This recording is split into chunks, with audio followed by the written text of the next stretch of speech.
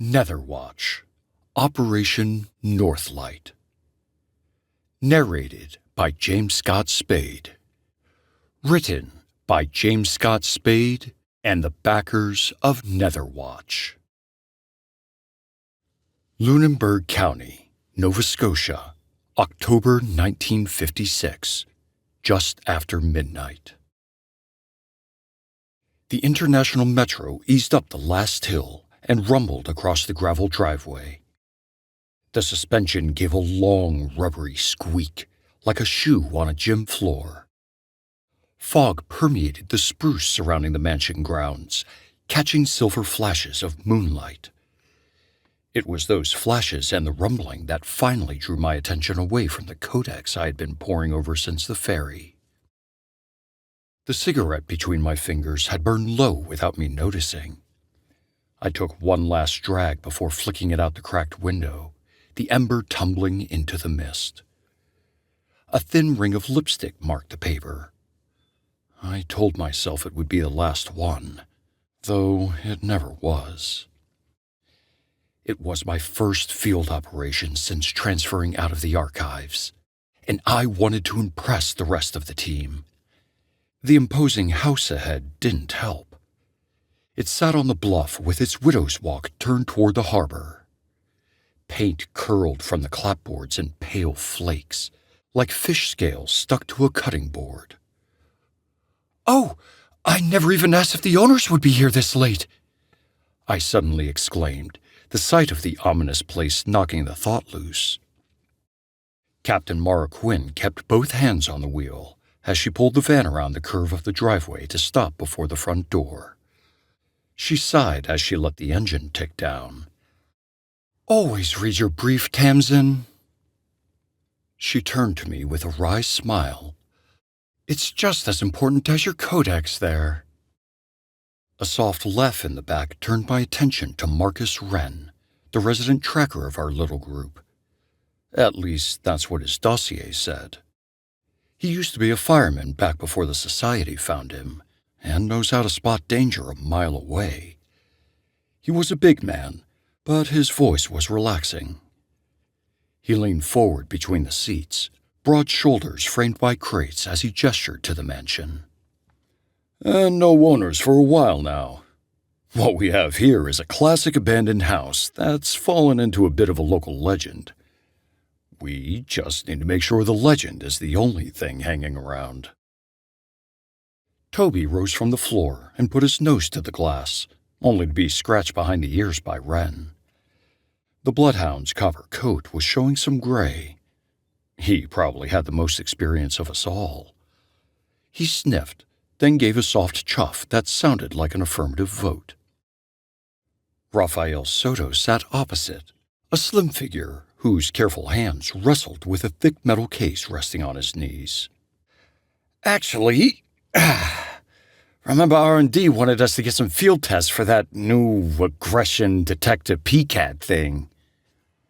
He sighed as he took out the bulky device and inspected it. I think it was the first time many of us had seen one. It reminded me of an oscilloscope. "Man, I'm gonna miss my pendulum. At least that could fit in my pocket." Quinn moved around to the back of the Metro, gesturing for me to follow. Feeling another anxious rush, I reached for the pack of smokes in my purse out of habit, then thought better of it and left them on the dashboard. If I can't stand up to my own impulses, how could I stand up to a demon if one were actually here? Grabbing only my clipboard and codex, I stepped out into the cold. Fortunately, she didn't see me cursing myself for overlooking the operations brief. I had been so restless about the mission that my nose was buried in my Codex Daemonum, reading it over for what seemed like the 100th time. Classic Tamsin Roe. Memorize demonic taxonomy, forget logistics. But it's one thing to know the information when you're sitting in the safety of Netherwatch archives, and another thing entirely to recall that information in the field. I think. I guess I'll find out. Okay, Time to show you're more than just a desk jockey, kid. Quinn handed out gear from the back of the Metro with the quiet rhythm of habit. Talisman, syringe, light, she said, passing each item down the line. The metal frame of the warding talisman felt cold even through my gloves as I pocketed it. Wren clipped his to his shirt pocket and fastened a leather collar etched with runes around Toby's neck. Soto adjusted the strap on his case, the PCAD humming faintly at his side. I slung the field lantern and tucked my codex under my arm. Quinn shouldered her own pack and nodded toward the steps. All right, team, let's get Operation Northlight underway. No heroics. We need to be alive to earn our keep. The boards creaked as we climbed. My light settled on the brass lock of the front door. I opened my mouth to ask if we even carried lockpicks, but Quinn turned the knob, and the door opened into darkness. The foyer smelled like seawater and old varnish. Quinn's flashlight cut the gloom, revealing dusty portraits with dull eyes. The floorboards groaned under our boots. All right, Quinn said, the suddenness eliciting a sharp breath from me. We start coverage. Soto, you're with me upstairs. Wren, you and Toby take row on this level. Keep your eyes peeled for any place to fall back to if we have company. I hesitated. Wouldn't it be safer to stay together? Quinn turned, the light catching her profile. Safety is what we're looking for. Rule number 1 of fieldwork. Know the location first, the entity second. The last thing you want in a manifestation is to hope the room you run to has cover. Soto chuckled as he headed for the stairwell, his flashlight skimming the corners. Yeah, luck isn't much of a strategy. Quinn gave a curt nod in my direction before departing. Don't worry, kid. It becomes natural, Wren said in his deep, soothing voice, then gave a short whistle. Toby slipped into the great room with ears pricked and nose to the floor, and we followed. Out here, you extend trust. Your team, your equipment, your gut. A quick bark from the next room punctuated the line, and Wren grinned. And always trust the dog. The air shifted as we crossed the threshold, thin and cold, like stepping under water. My flashlight flickered. I felt along the wall and found a row of buttons instead of a switch. A soft click and dim yellow light filled the room, illuminating dust motes drifting like lazy snow. The fixtures hummed overhead. Huh, still works, I said in surprise. Let's see how long it lasts, Wren muttered, scanning the space. Toby paused by a couch draped in a sheet. Wren lifted the cloth and nodded. Oak frame, he said, tapping the wood. Solid enough to hide behind if things get hairy. The bloodhound's tail wagged once, then went rigid. A low growl rolled out of him. Yeah, I know, boy, Wren said. He knelt and opened his pack, then hauled out a heavy metal box studded with knobs and marked with sigils. Oh, you're going to try the animus detector? Oh, why? Wren chuckled as he powered on the device. Feel how heavy the air is in here? An ethereal entity may have passed through. This will tell us. Green symbols crawled across the monochrome screen, like reflections on pond water. He adjusted the dials, and the pattern steadied. Ha! And there it is. Not only do we have confirmation of a demon calling this place home, but an ethereal one at that. My eyes were wide as I looked up from my codex. That was fast. I hear ya. A little too fast for my liking, he said, giving Toby a pat. We'll keep it on in case we get bestial readings. I glanced around, then returned to the book. Then that would be an Amit class or Camazotz. Ren sighed and stood, the bulky detector slung over one shoulder. Or any number of others, but yeah, those would be the most likely to. And if it ends up being the bat, for God's sake, turn off anything that can make sound. You don't want to learn that the hard way. Before I could ask more, Quinn and Soda returned. Quinn brushed plaster dust from her coat before looking up at the dim lighting. This old place still has electricity? Let's see how long that lasts. I gave a curious look over to Ren, who just smirked and shrugged. Anyway, the second floor's clear. 2 decent fallback rooms, one in the master bedroom and one at the top of the stairs. Creepy-ass nursery, Soda muttered. Or what used to be one. We passed along the confirmation that there was an ethereal entity here, earning only a small nod from Quinn. Good to know. So, Roe, you're logging the op. You pick the next move. We've got enough cover for most of us if things go sideways, but we still haven't cleared the attic or basement.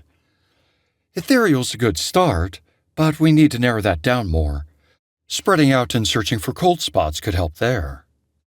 We could also bring in some extra gear from the van while we still have a way out. Demons like to lock a place down once they know they're found. Everyone's eyes lingered on me, which I liked about as much as a root canal. I'd have preferred a demon with a grudge to that kind of scrutiny. We bring in gear, I said, trying to sound like I made calls like this every night. Ren and Quinn nodded. Soto sighed, muttering something in Spanish, and shouldered toward the door. You know we only keep you around for your muscles, compadre, Ren called to the wiry man, grinning. Soto just saluted with one finger and vanished into the metro. Ren's grin withered when he caught Quinn's face, stern as a nun with a ruler. Even Toby seemed cowed by her gaze. Not cruel, I thought, just tired. The kind you get from seeing one too many partners die. The dossier hadn't said how many she'd lost, though I don't think it matters. Just one would be enough, wouldn't it? I didn't dare speak. Ren cleared his throat and backed toward the doorway, hitching a thumb. Not a game, right. Toby and me will scope the place while you bring the gear in. Basement first. He barely turned when something yanked him forward. A quick, ugly lurch that bent him wrong. Boots scraped, arms windmilled, and he slammed onto the hall floor with a grunt. Toby let out a deep, offended growl and crouched low. He may be up there in years, but something told me this bloodhound would go down fighting. Before Quinn or I could move, Ren surged up, jaw set, fury snapping in his eyes. Oh, come on! You want to play rough? He barked at the empty hall, whipping his head like he could catch the demon in the corner of his eye. Every damn time! The big man huffed as he recomposed himself, then gestured with his head at Toby. Come on, partner.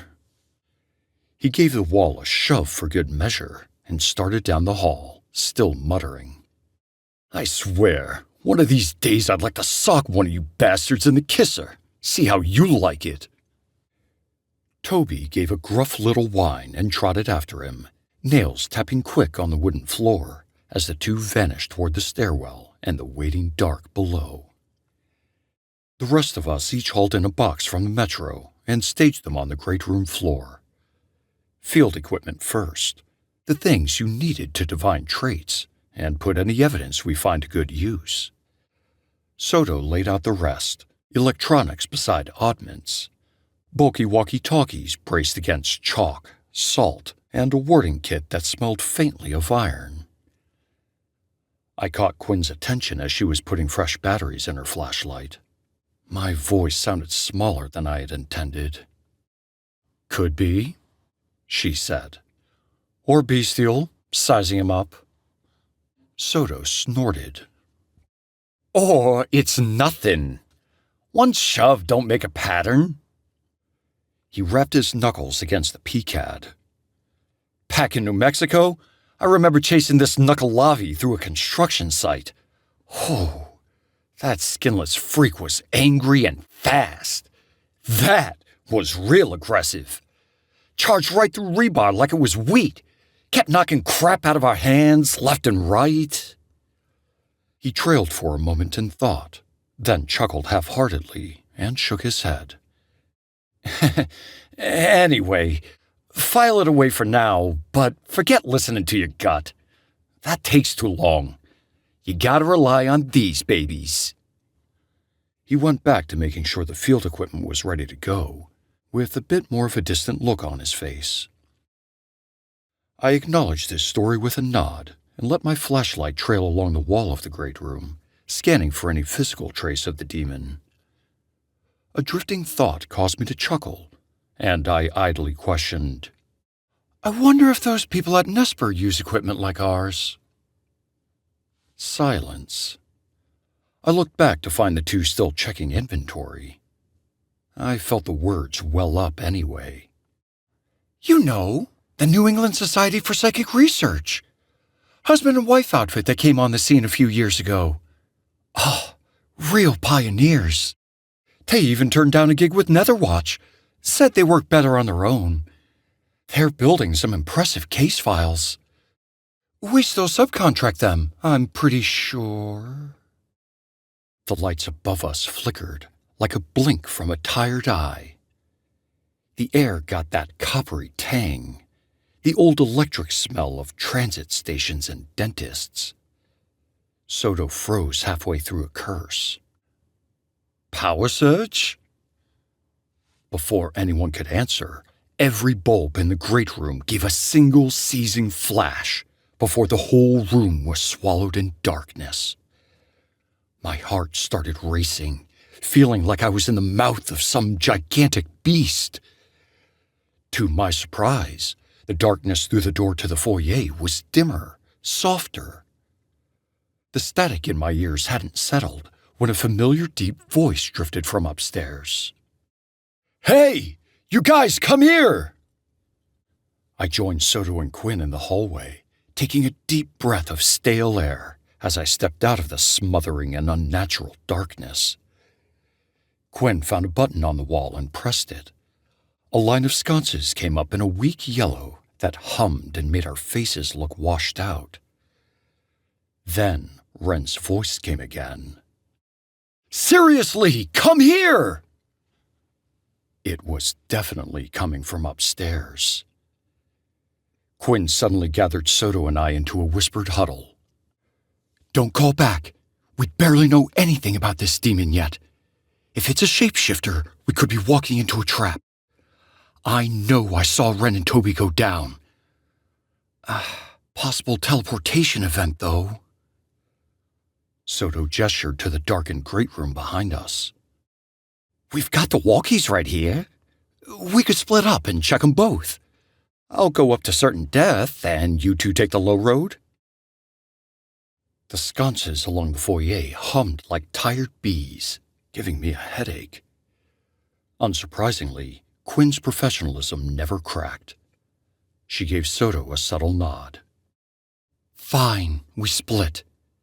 Soto, see if that really is Wren upstairs. Roe and I take the basement." Soto gave a crooked grin. "You sure you don't want the fun job, Cap?" "Just move," she said.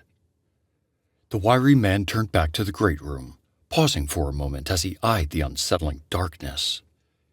He shifted his gaze to the buttons on the wall and hummed thoughtfully before reaching out his hand. To my surprise, the lights snapped back on, chasing away that wrong darkness. The room looked ordinary again. That was almost worse. At the equipment pile, Soto pulled out a pair of walkie-talkies. They were the size of bricks and about as heavy. He tested one, static spitting through the speaker, then handed it to Quinn. "Half-a-mile range if we're lucky." "Oh, hell, the demon could just juice it up to the moon." Wren's voice floated from upstairs again, a touch of panic creeping in. "Hey, you're beginning to freak me out, guys. Where are you?" We all glanced at one another before Soto composed himself with a huff and moved to leave. I gasped and put my hand on his shoulder. "Wait, you don't have a talisman!" He looked down at his chest, then flashed a sheepish smile. "Guess I packed light." Quinn didn't even hesitate. She unclipped hers and looped the chain over his head. "Take mine." "But, Cap, don't argue." I couldn't imagine anyone arguing with that tone. He nodded and looped it over his neck. With a sharp click, Quinn's light pierced the gloom. She turned without a word, and we followed. The hallway opened up into a wide kitchen, with the stairs splitting to our left. Soto's flashlight beam swept upward, ours angled down. "See you in a few minutes," he said in a hushed tone. "You'd better." Quinn responded in kind and hefted the walkie as a reminder. The stairs to the basement creaked beneath our boots. The cold thickened with every step. When we reached the bottom, the air had that copper tang again, and our breath came out in pale ribbons. A single bulb burned in a little storage room to the right, throwing long, wavering shapes across the entry. Something shifted inside the light, moving fast in response to our footsteps. I lifted my flashlight and nearly yelped before the shape resolved into Toby. The dog slipped out with his head low and tail still. Wren followed a heartbeat later, his hands raised. "Easy," he said in a hushed voice. It sounded natural in the gloom. "It's me." He tapped the metal case slung by a canvas strap at his side. The thing was the size of our radios, all squared edges and weight. "Check it out. The thermal imager lit up like a fever. Cold spots, baby, here in this landing and through that utility door. Whole level could keep meat." He reached into his coat and produced an old brass key. "Found this in that pantry, too. Might go... Hey!" He was cut off by Quinn turning her back to him and whipping the radio to her ear. "Soto, we've got Wren. Where are you?" Static came out in nasty little bursts that crawled across my skin, then cleared just long enough to let a voice through. It was Soto, breathless. "It's here! Oh, mierda! The talisman did jack! Damn demon busted right through the barrier like it was tissue paper! It's got me backed up into the attic, but I don't know if..." The word sheared off. Above us, footsteps rushed across the floorboards, quick and uneven. The temperature fell again. Every hair on my arms lifted. "Call him again," I quietly urged Quinn, but she and Wren just kept their faces focused on the ceiling. Even Toby knew to keep still. Oh, why the hell wasn't she calling? "Call him again, damn it!" Quinn gave me that stern, deathly serious stare she used on Soto earlier. I knew better. If Soto found cover, then calling him would kill him. More silence. The worst silence I ever heard in my life. My hands went weak. Oh, this couldn't happen. I tried to picture Soto laughing this off later, but the picture wouldn't come. Wren's hand closed around my wrist. Warm, steady. Toby was there too, cold nose to my palm. "Stay with us," Wren said, voice low. "Look at me." "I am," I said, turning my head to the big man. I would have said more, but the rest stuck in my throat. The far door behind him breathed out a draft that smelled of damp and iron. The air handler there shivered in its brackets, the panel rattling like loose teeth. Every bulb on the line overhead flickered in a jagged rhythm. The radio on Quinn's belt gave off a thin whine that crawled under my skin. The rift unzipped above the unit in a flash like frost catching fire. The demon came together in pieces, each one flickering at a different speed. More than smoke and shadow, like a body cut from cinders and held together by heat.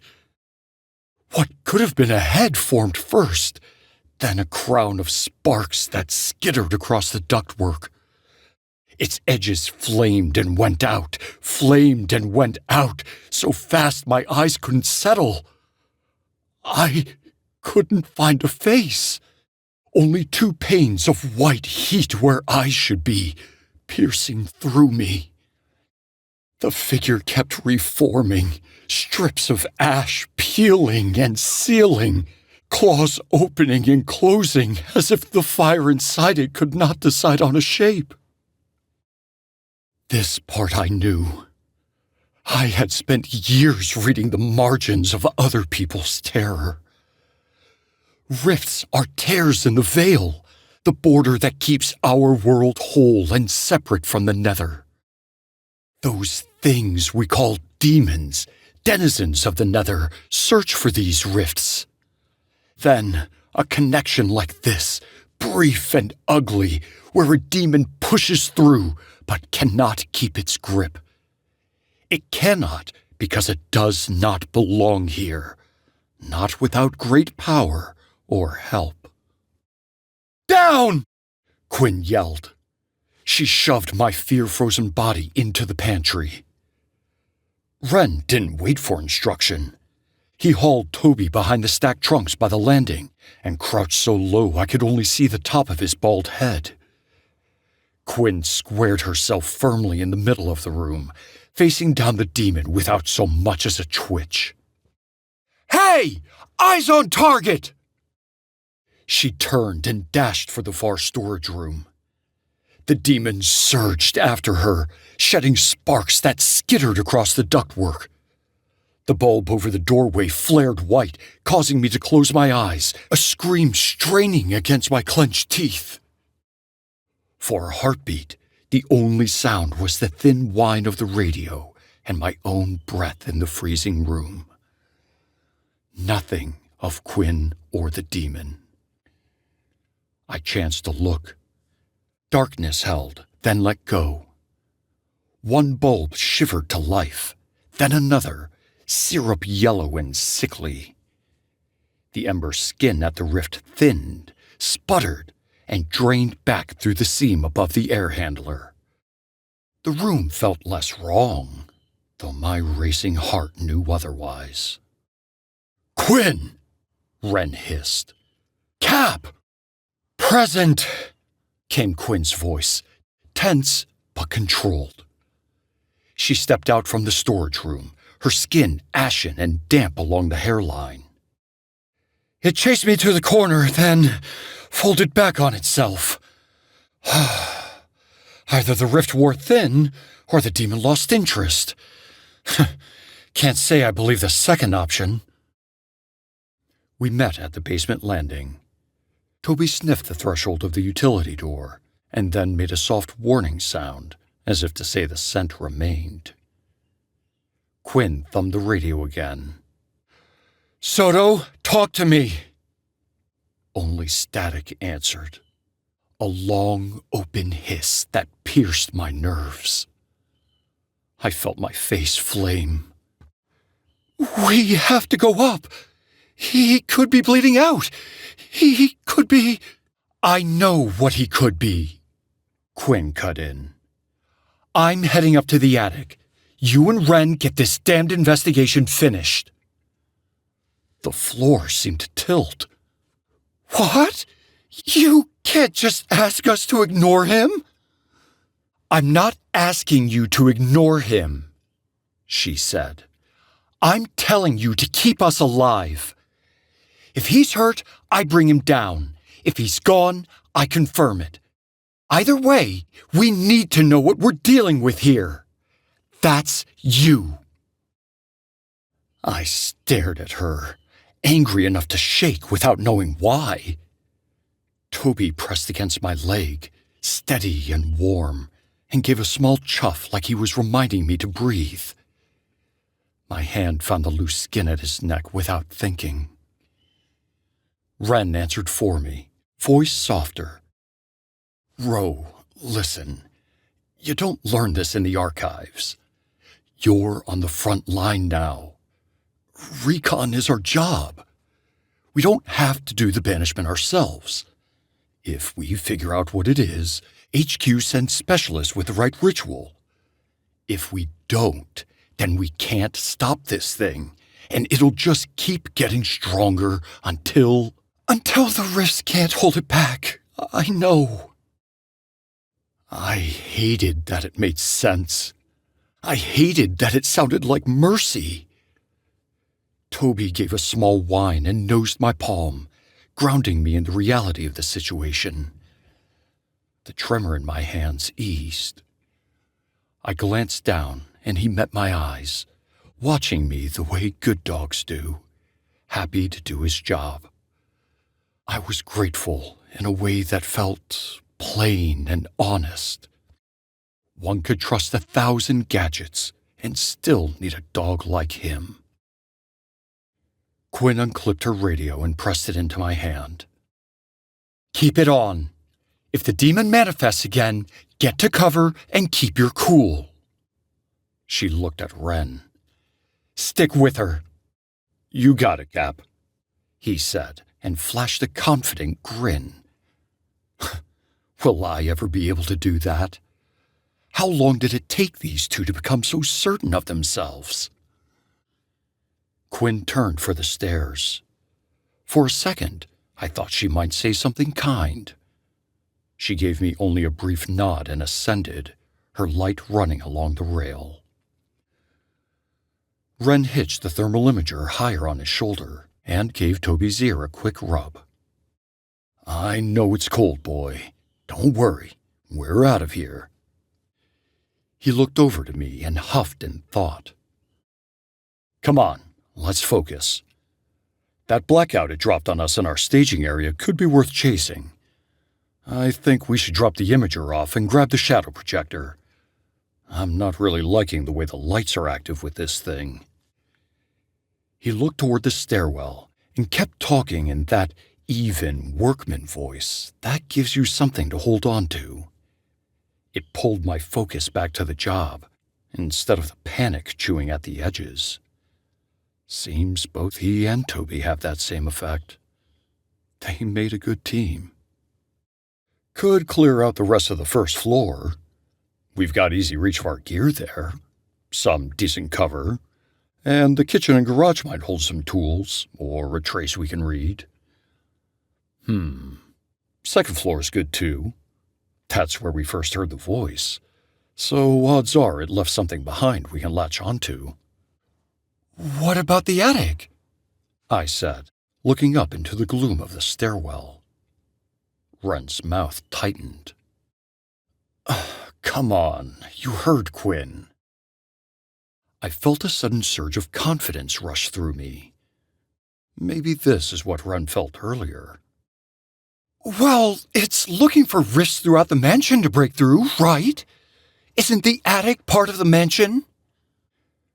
Ren blew out a thin breath, not quite a sigh. Even Toby joined in with a slight whine. You've got a point, but we've got to stay on task. Look, I know what you're feeling, kid. But that's how whole teams go missing. They lose sight of the job. You've been knee-deep in research and books in the archives since you've been in the Watch, right? So you know how important intel is. Like Quinn said, that's us.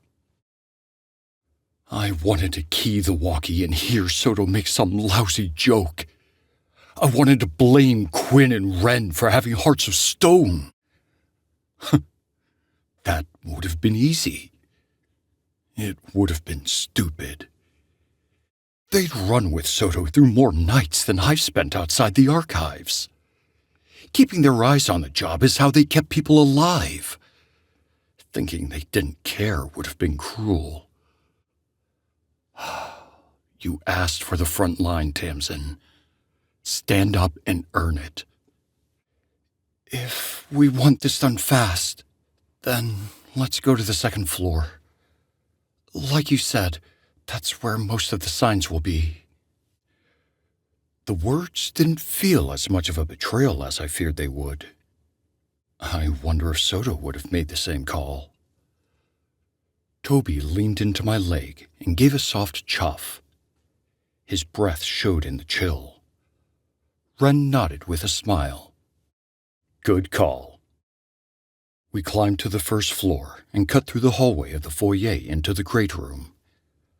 I kept catching myself scanning the corners, waiting for a twitch of movement that never came. The entrance in great room still had that sickly yellow glow, and I had to concentrate to force out the buzzing of the bulbs once more.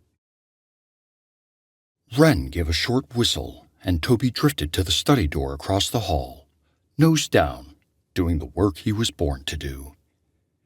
The big man set the thermal imager on an oak table, rummaged in the crate, and hauled out the bulky shadow projector. He handled it like a careful mechanic, checking the shutter, rolling the focus. The lens threw a clean seam of light across the carpet when he tested the shutter. I admit that I've been curious about the device. I've never seen one before, but I know it's a misnomer, in that it doesn't actually project shadows. According to the Codex, it's a rather ingenious cross of the occult and technology that takes images with darkness rather than light.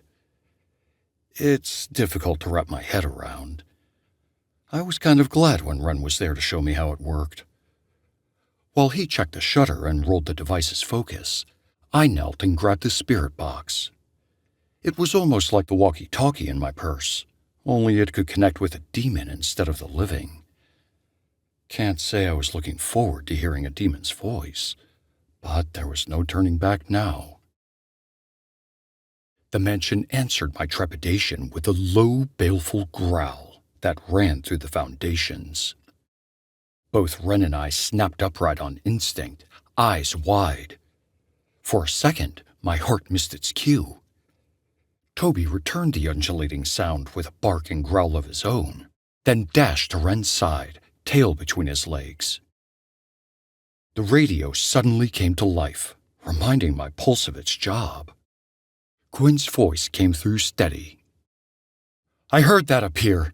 Talk to me, you two. I looked to Wren, who nodded, took a deep breath, and returned to setting up the projector. We're okay.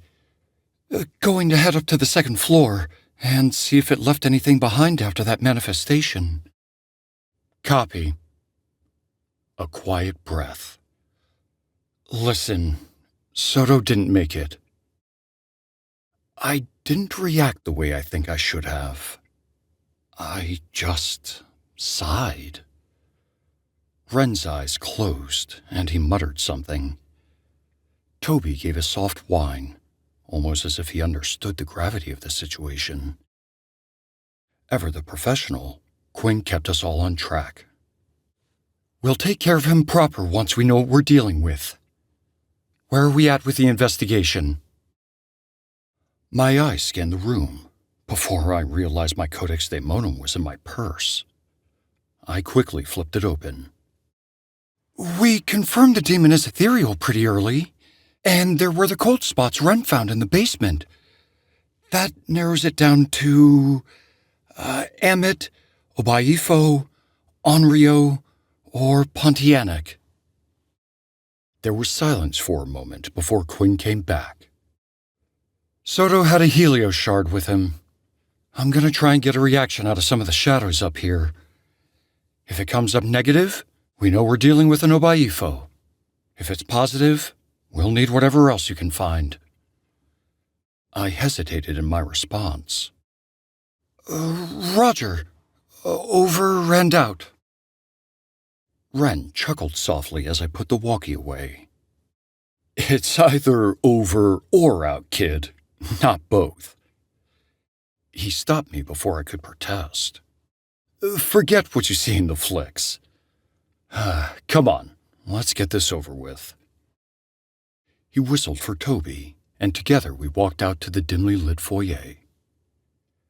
Halfway up the stairs, I paused, needing to voice a fear that had been gnawing at me. Hey, Ren. Soto said that his talisman didn't work. What? Have you ever heard of anything like that before? Ren met my gaze with a concerned look, then shrugged, wood creaking as we continued to ascend. Nope. You can bet your ass that's going in my debriefing. At the top of the landing, I caught a faint spill of light to my left, leaking down the attic stairwell. Quinn was up there, investigating on her own. Something told me she preferred it that way. Toby stared at the shifting light for a beat, ears high, then followed Ren and me down the hall. Ren set the shadow projector down and started working it, making careful adjustments on the various knobs, crank, and the lens. I was curious, but this wasn't the time for learning new gear. I left him to it and followed Toby into the master bedroom Quinn and Soto mentioned earlier. The lights here still worked as well, revealing a cluttered room full of debris. The bed was in disarray, but large enough to hide under should the need arise. I hoped it didn't. Okay, moment of truth. I held the spirit box in both hands. It buzzed when I pressed the mic. Are you here? I said, practically a whisper. Static answered back, causing Toby's ear to twitch. I heard Ren curse something at the shadow projector. Come on, louder, I breathed to myself. I wanted this. I could do this. Do you want to hurt me? A hitch, then more hiss. Why are you here? The reply pushed through like it hated the trip. One word, quick and raw. Pain. It scraped itself in the speaker and died, earning a small whine from Toby. Ren's footsteps caused me to turn around, and I met him in the doorway. Did you get something? I tried to force a smile, but I wasn't entirely happy at the outcome. It would be a while before I smiled again after hearing that voice. I did. It said it's here for pain. Ren huffed and shook his head. I don't care about what it said, but that it said anything means we've got our hit on an electric weakness. Good pull, Roe. His eyes were proud. That tracks with the lights throwing fits, and those sparks we saw when it manifested in the basement. Well, that knocks out Amit, Ren answered, rubbing his shoulder where the invisible shove would bruise. Which makes that animal growl earlier a trick. We stepped back into the hall. The projector was softly whirring a few feet away, but from Ren's disposition, things weren't going well. What did the shadow projector show? He rubbed his bald head and sighed. Nothing yet. But that doesn't mean the demon can't manipulate darkness. I need to try a few more spots before I make that call. He watched Toby sniff at the baseboards and wander into the bathroom. He took a centering breath, then turned back to me with a smile. The projector needs another minute to calibrate. So, talk to me, Roe. What are our options? He knew putting me in charge would keep me steady. He wasn't wrong. I cracked open my codex and got to work. So, we're down to 3. If Quinn can't get anything with the helio shard, then it's definitely a Nobaifo. But if she does get a hit, then it's a Pontianak or Onryo. And we can separate those 2 by using the scrying orb to see if it can teleport. Ren gave a smirk of pride. It felt good. Right, because an Onryo doesn't have any special traits. And they may have a weakness to light, but they don't manipulate darkness the way other demons do. The smile thinned as he glanced around the hall. You all said you heard my voice from up here, though. That points back to a Nobaifo, which can shapeshift. Maybe, I countered. The excitement fought through the fear as the pieces started to click. But that could have been just a trick, same as that growl. And it did appear in the basement quickly after... I took a breath and cleared my throat. Well, it could have teleported. That's a Pontianak. Ren hummed thoughtfully, glanced at the shadow projector, then at Toby as he trotted back and settled between us. He tipped his chin to me. So, where's your money right now? I mulled over the options. All deadly, all ethereal in nature, chilling the area around them, and with a revulsion to electricity. But what else have we seen? It shoved Ren once, then hung back to see what we would do. It used Ren's voice to lure us into a trap. It jumped us in the basement, coming out of nowhere. It let us know that it's here with flickering lights, watching, waiting, stalking. Only one on the list does that. Onryo, I said at last. The name sat cold in my throat, like the spirit itself. Ren nodded and chewed his lip, giving a thoughtful hum. He finished his mental calculations faster than me. Yeah, I can see that. Maybe those false flags are just part of how it hunts. A thin clatter rose from above, followed by a curse. Ren, Toby, and I looked up in the same beat. Toby's ears popped tall, and he gave a low, steady growl. Heavy footsteps echoed down the stairs. Then Quinn appeared with the helio shard clenched in her fist, still a dull blue. The demon apparently didn't like me poking around up there. Knocked the shard right out of my damned hand. Wasn't able to get much anyway, but I want to give a few sweeps down here before I call negative on light aversion. I want this over sooner rather than later. I don't like the feel of this one. More than usual, I mean. It feels stronger. My thoughts drifted back to Soto's pained cry about his ineffective warding talisman. Ren grunted and looked down the hall. I know what you mean, but the projector is still calibrating. If this thing has any darkness manipulation at all, we'll know in a few minutes. I felt the weight of the spirit box still in my hand and had a thought. Maybe I can find something with the scrying orb? If we can get a fast hit on teleportation, then we'd know it was a Pontianak. Ren cocked his head. I could have sworn Toby did the same. I thought you pegged it for an Onryo. Yeah, and if the orb comes back negative, then that's one more step to me being right. Quinn leveled a calculating stare. That lasted uncomfortably long. Fine. Ren and I'll stick up here. You get the orb and come right back."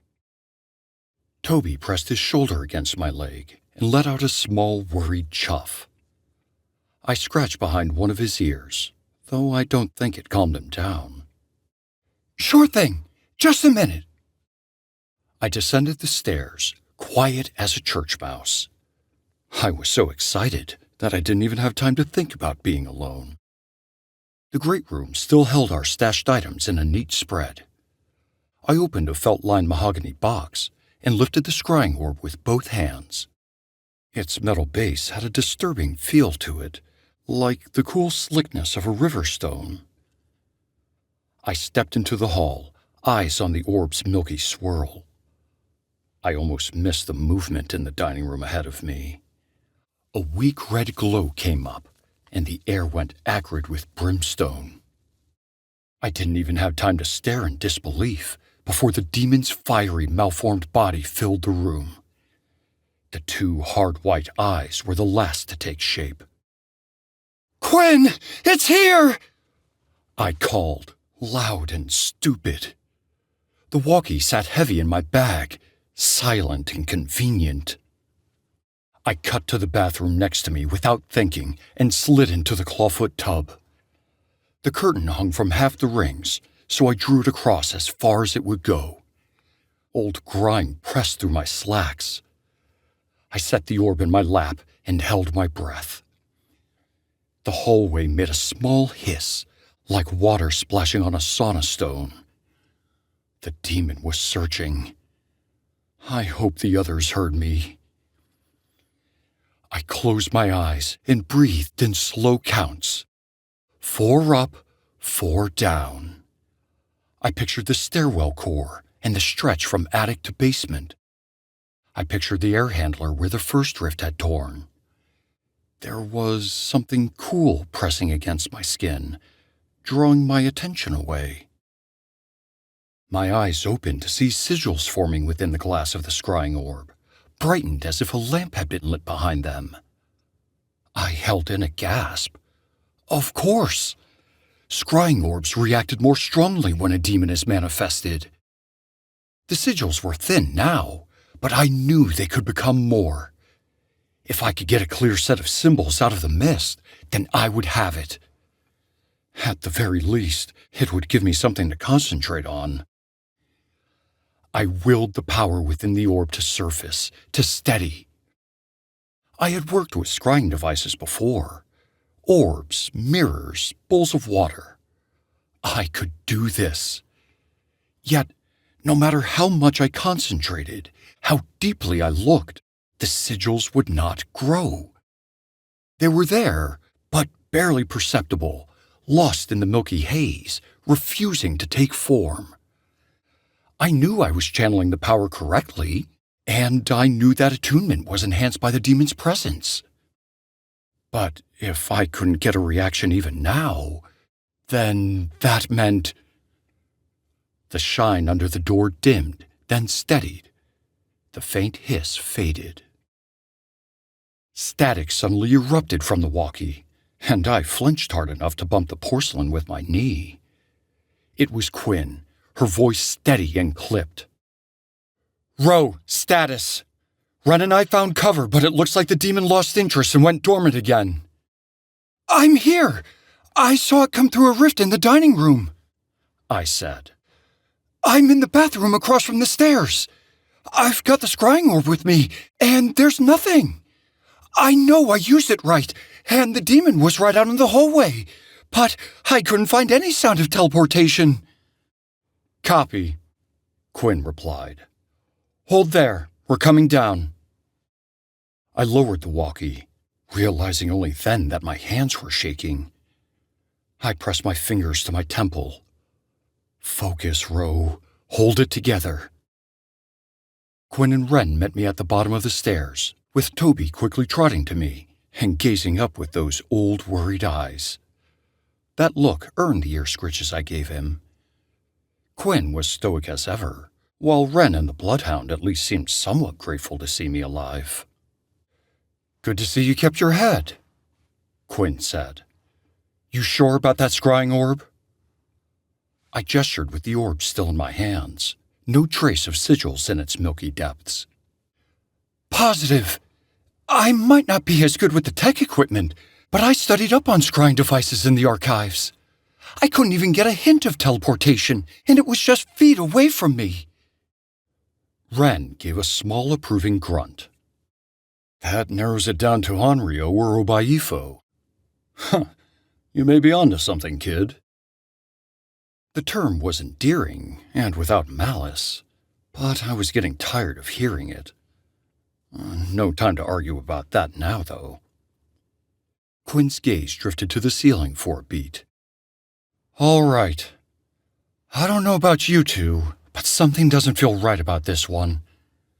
When I was in the attic, it felt like I was being smothered. It's strong.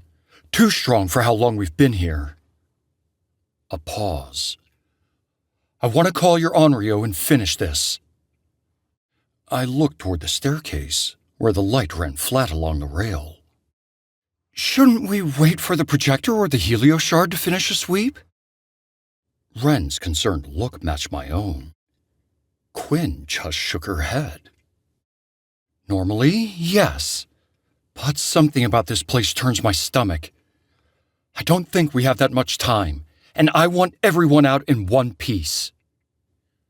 She walked right past me without missing a beat and set a quick pace for the front door. Ren and I scrambled to keep up. Toby rose, gave a curious tilt of his head, then padded after us. We stepped outside. The night air hit like cool water. Salt, spruce, a clean bite that cleared the taste of old dust from my tongue. I took one long breath and felt my shoulders drop. Toby lifted his nose and huffed as if he agreed. Quinn pointed her light at the metro. We stage from the van and focus. Confirm the Onryo, banish it, then get out. Ren, kill the projector and bring the rest of our gear back. Roe, with me. We want the Winterstone fragment, warding salt, ritual candles, and the kit for a dread circle. We'll summon it in the master bedroom. Floor space there is good in case things get hairy. On it, Ren said. He gave Toby a quick hand sign. With me, partner. Toby trotted at his heel back to the entrance to scoop up the gear.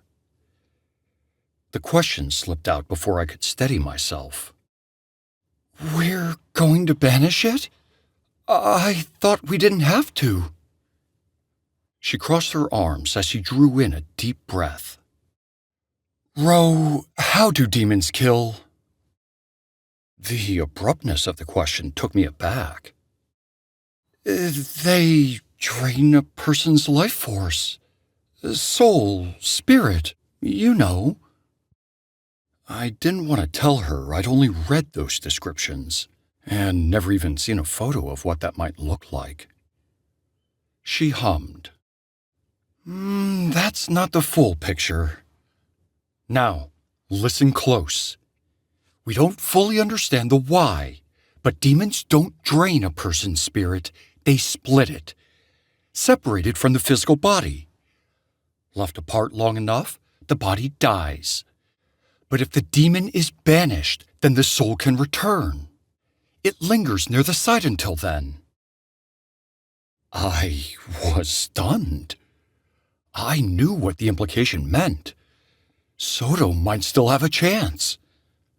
But my scholar's brain voiced the practical question first. How? Why have I never heard that before? The protocol isn't shared outside the field division. Keeps rookies from taking unnecessary risks, if they think recovery's an option. Crunching gravel alerted us to Ren's approach, arms laden with equipment. Toby paced at his heel. Gear set, he said, breath steady. Let's move. Quinn tipped her head toward the metro, and we fell in line behind her, a thin thread of hope tugging me forward. We dug through the back of the van in a flurry, retrieving a Winterstone shard from its velvet bag, a box of ritual candles, and a can of warding salt, all items needed to banish an Onryo. Most important of all were the chalk and book of rites to create a dread circle. This was how we would force it into our world. Not permanently, only as long as the chalk held, but long enough to confirm what we were dealing with, and banish if we can. To save Soto's life, we had to. I paused with the book in my hands and felt the old lessons crowd in. A circle names what a spirit craves and pulls it over for a short while. For an Onryo, that craving is dread. Feed the craving, and it answers briefly, showing its true form. Offer the wrong craving, however, and... well, you don't do that. You'll still get the demon's true form, but no way to banish it. I had copied those passages a dozen times, but only now an unwelcome thought occurred to me. Every doorway has two sides. If a circle can coax a demon into our world, could there be a ritual that moves a human to the Nether? The archives never spoke of that possibility. Toby put his paws on the bumper for a quick sniff while we made our final adjustments, then dropped to the gravel with a soft huff. Quinn closed the doors and rested her palms there for a count, eyes on the dark mansion. "Lock it down," she said. "Inside. Move." We climbed through the foyer and up. The master bedroom waited in the tired light of the old bulbs, shadows crawling up the walls. Wren wrangled the bed aside. Toby watched the hall, then curled at the threshold, head up, ears forward. Good boy. I carried the candles, Quinn the salt. Wren took the winter stone. I kept the chalk in the ritual book. My hands wanted to shake. I told them to behave. "Hand them over," Quinn said, palm out. "You two step back. I'll draw the circle." The smart part of me wanted to pass it all across. The other part said, "Earn your place." I held the chalk tighter. I should do it.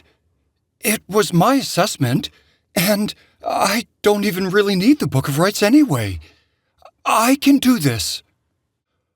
Both of their faces hardened, but Wren got in the first salvo. "No way, Roe. Not on your first stop, and sure as hell not when we don't have a full confirmation." He turned to Quinn. "I've done this more than you, Cap, and that's a fact. Let me perform the summoning." Quinn's jaw set and her eyes narrowed. "I cut the investigation short. That's on me. You don't take the risk for my call." "This whole damn gig is a risk," Wren replied, surprised at his own vehemence. Toby gave an anxious whine, head darting between the three of us. "This isn't a debate. It's an order. Give me the chalk." Quinn didn't raise her voice. She didn't have to. The dossier I studied on the ferry surfaced like a card pulled from a deck. Women's Army Corps Commission, G2 at Chief during the push into France, counterintelligence work in Frankfurt after the war, captain by the end of it all. A woman who knew the price of duty. I put the chalk and book in her hands. Wren drew in a deep breath, then brushed my elbow and tilted his head toward the hall. Toby gave a slight concerned whine as we settled by him, leaving Quinn alone in the bedroom. She opened the book one-handed and began to draw. The chalk scratched at the wooden floor, first the circle, always first. Then the adornments, the craving of dread needed to draw forth the Onryo's true form. She spoke while she worked, the words steady and low, each crafted line catching the phrase that belonged to it. My training whispered a warning in the back of my mind. The last stroke is a knife's edge. The moment the final word is spoken and final line drawn, the effect is immediate. If the grieving matches, then the demon is disoriented from the call, vulnerable. A wrong circle leaves the summoner exposed, and the demon arrives in a rage no ritual can send back. Quinn said the final words, connecting the last mark to the first, and lifted her hand. Cold climbed up the walls in a rush. Shadows within the circle thickened, then split like wet bark. What stepped through wore a human shape stretched thin, ashen skin drawn tight over bones, with a dull red glow under the surface like banked coals. Its mouth worked in a slow lick across blackened lips before the teeth showed, sharp like daggers. Its hands opened and closed, claws ready to rend flesh. My heart sunk. This is the wrong kind of cold, wrong kind of eyes, the wrong circle drawn. The demon's name rose up like bile in my throat. Operative! Quinn had no time to move. The shape broke through the circle, leveling a powerful slash at her chest. For a single instant, she was furious and lucid and alive. Then, the light behind her eyes went out. Her body folded and slid. The chalk rolled a small loop and settled by her boot. My throat worked, but nothing came out. I was wrong. The fiend had deceived me, deceived us all. I killed Captain Quinn. More than that, I had killed Soto. We can't complete the banishment. We can't bring either of them back. Your heart beats too loudly, mortal, it said in Quinn's voice, staring at me with a wicked smile. Let me teach it silence. Ren's hand took my shoulder and pulled. Move! Toby barked a single command that snapped my legs into motion. We ran. The hall narrowed to the attic stairs ahead of us. Instead of turning and heading down to the first floor, in his panic, Toby bolted straight ahead and up. Ren called out to no avail, following his companion.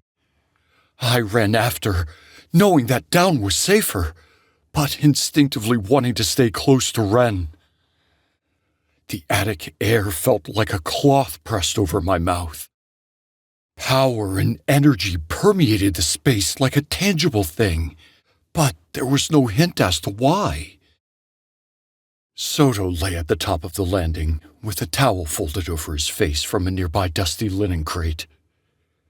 Ren stopped short as he got a hold of the frightened bloodhound and turned him away from sniffing at the body. Damn it, Toby! Come on, you're okay. Get downstairs and hide. Good boy. Toby looked at us both, then obeyed. He slipped past my legs, claws quick on the steps, headed for the first floor.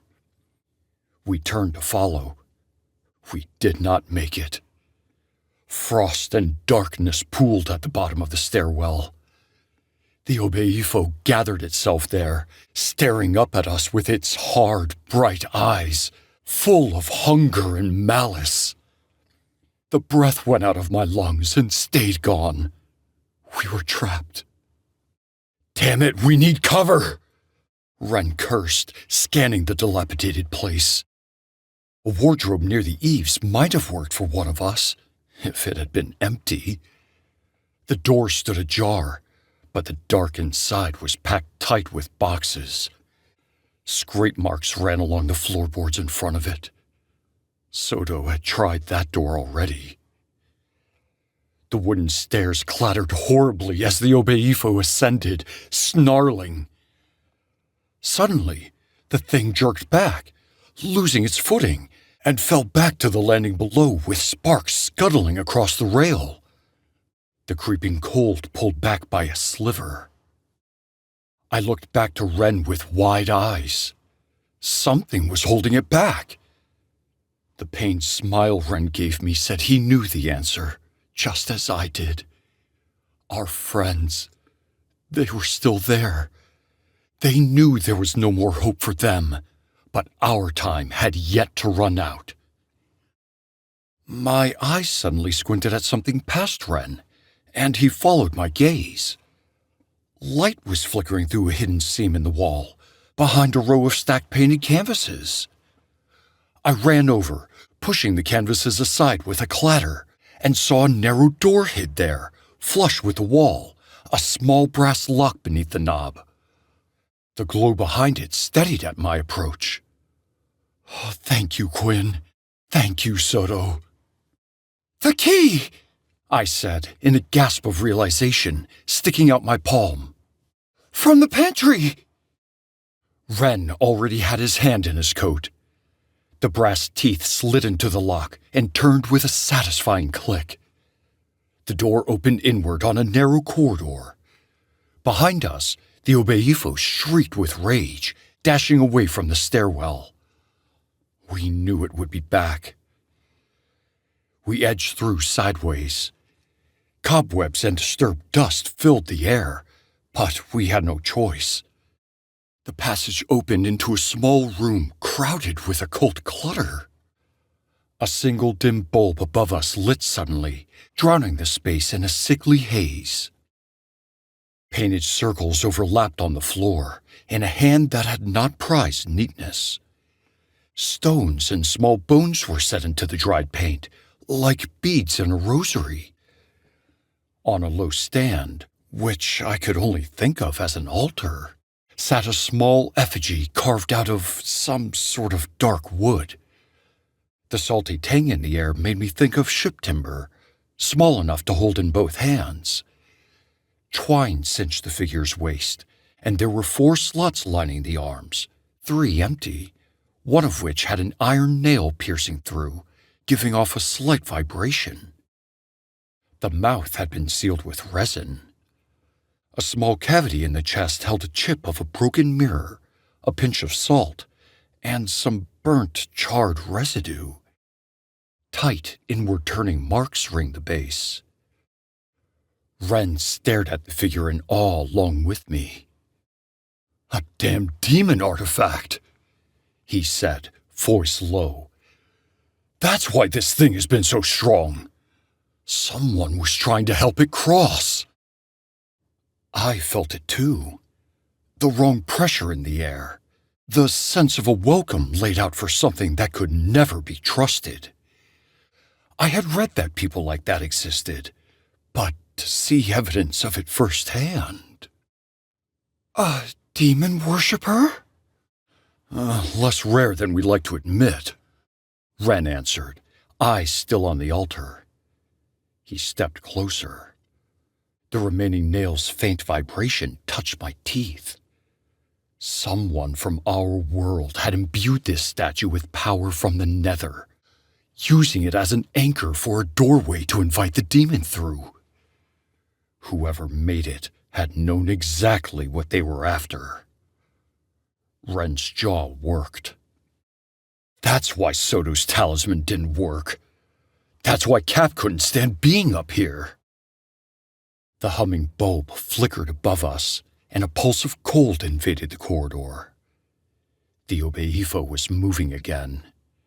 We heard it scream as the unseen force pushed it back a second time, though I didn't think Soto and Quinn could hold it back for long.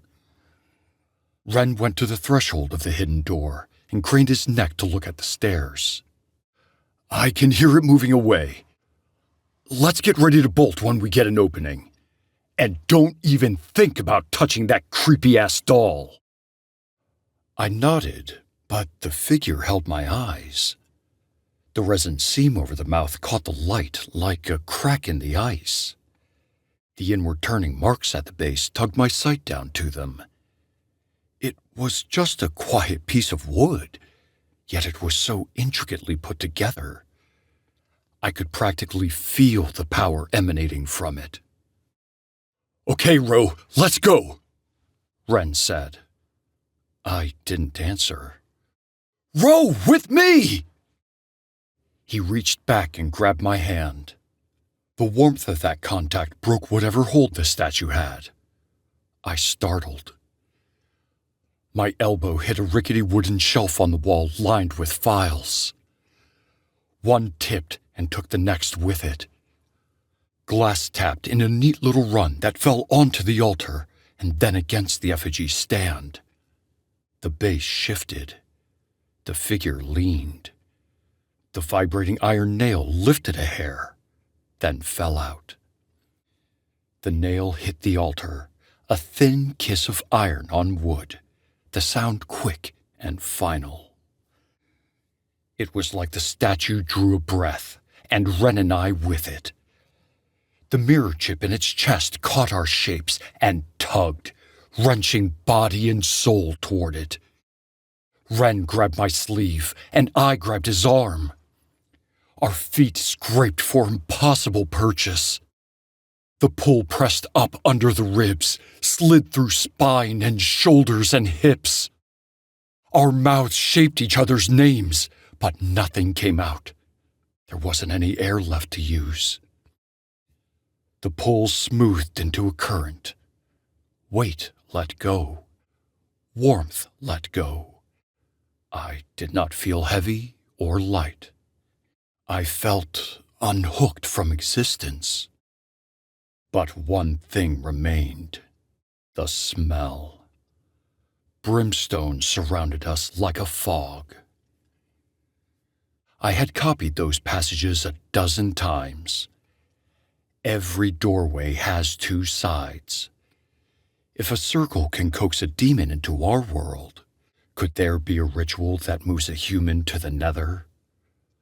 The archives never said a word. Epilogue. The mansion was still the next morning. The International Metro waited out front, gravel pressed flat beneath its tires, dew drying along the windshield. 2 Netherwatch operatives parked a gray sedan behind it, stepped out, and exchanged a concerned look. Headquarters had expected a call by dawn. None came. The men inspected the van and checked for signs of forced entry. None. The doors opened with a groan. A visual scan showed most of the standard gear was present. Some field equipment hastily placed on the van's floor instead of secured. A velvet pouch lay empty in its slot. A small cardboard box that usually rattled with anointed candles held only tissue. The warding salt was gone. The 2 men shared another look, a picture of last night's events beginning to resolve. The bloodhound came when the door shut. He crawled from beneath the porch like a soldier from under barbed wire, belly low, gray touched along his muzzle. Their first survivor. Toby, companion to Marcus Wren, the ex-fireman from Toledo. The team dossier said the 2 were inseparable. The picture grew grim. Some sort of recognition brought a brief wag from the dog, then a tremor, then a quiet insistence. He turned toward the mansion's open front door and waited at the threshold without looking back. The sound of approaching boots on gravel urged him into the house. The foyer held last night's cold. Dust had been disturbed on the runner, careful paths that showed discipline more than panic. The dog took the stairs without waiting and paused at the second-floor landing, checking over his shoulder to be sure the men understood. He led them down the hall and into the master bedroom. Chalk from a summoning circle adorned the floorboards, tight curls and sharp hooks of a calm hand, offering the sensation of dread. Breaks ran through the chalk, the way they do when a circle can no longer hold a demon to this world.